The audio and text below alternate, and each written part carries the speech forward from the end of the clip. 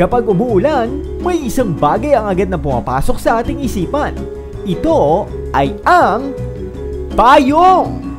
Babae man o lalaki, bata o matanda, kailangan ng payong upang hindi mabasa ng ulan.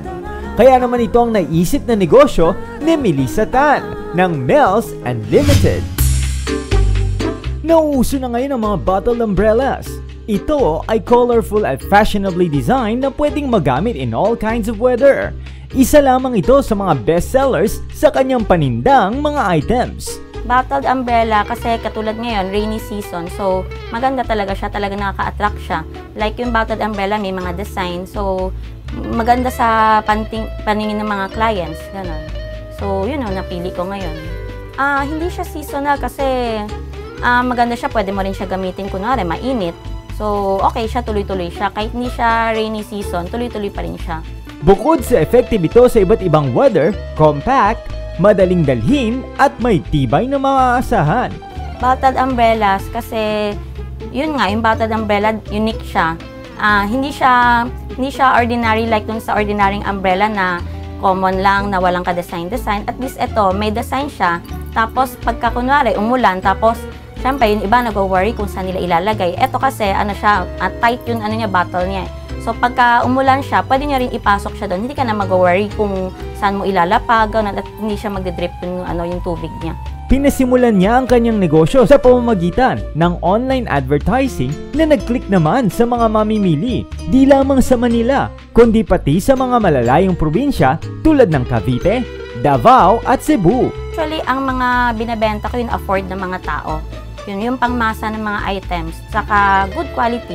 Yun yung importante, kailangan good quality siya. Kahit na mababa yung price, basta good quality siya, yun, babalik at babalik yung mga clients mo. Kakampi laban sa ulan at panangga sa init ng araw. Ang payong ngayon ay patok ng negosyo, umulan man o umaraw.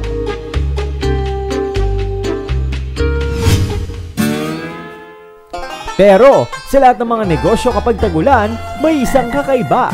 Ito ay ang palaka. Alam niyo ba na masarap ang palaka? Palakang bukid ang ibig kong sabihin, ha? True! Kinakain ito! And take note, medyo may kamahalan ang bentahan nito. Umaabot sa 120 pesos ang 1 kilo. Kung kakain ka sa restaurant, ang palaka na itinuturing na exotic food ay may kamahalan din. Ito yung pambalat sa palaka. Maraming luto sa palaka. Pwede itong iadobo,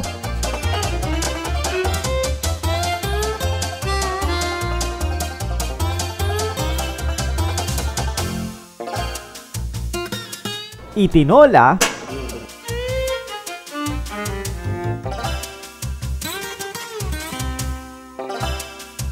o di kaya ay iprito ala betute. Betute? Ano yun? Ang betute tugak ay isa lang sa maraming lutong kapampangan sa palakang bukid. Nagmula ang salitang betute sa butete na ang ibig sabihin ay tadpole. Actually, ang betute ay stuffed frog. Para itong relyenong manok. Ang preparations, medyo kinakailangan ng expertise para makapagluto nito.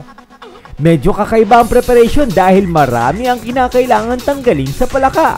Pero ang lasa, para din kayang manok.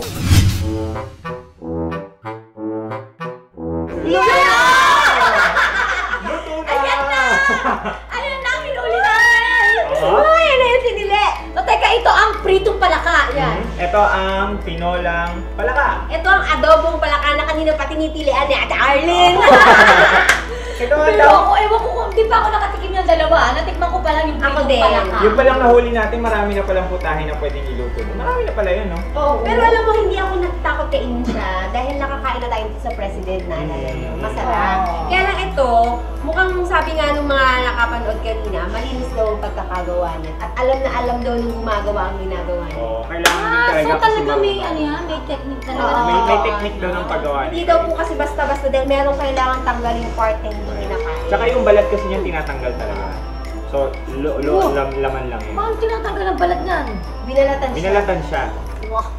Kaya mahirap siya gawin. Kanina, nakita nila, kinukwento nila sa akin, yan ang may sala. Yung mag-asawang yan. Alam mo kaya nandyan niya, makikikain yan! Palaka! O sige, tikman niyo na yung palaka.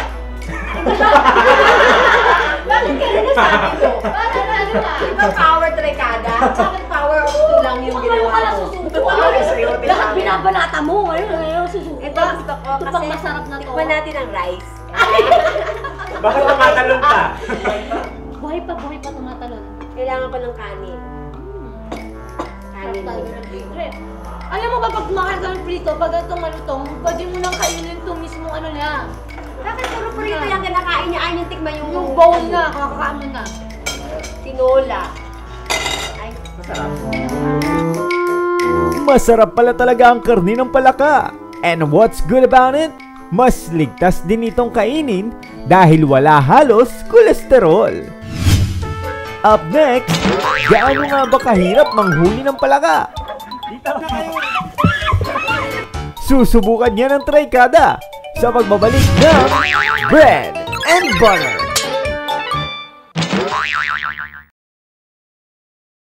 Manood ng Bread and Butter at manalo ng papremyo. Para makasali, i-like lang ang Bread and Butter's official Facebook account, www.facebook.com/bnbtv, at sagutin ang katanungan. Ano ang Bread and Butter episode title for this day? I-message o i-post lamang ang inyong kasagutan sa facebook.com/bnbtv.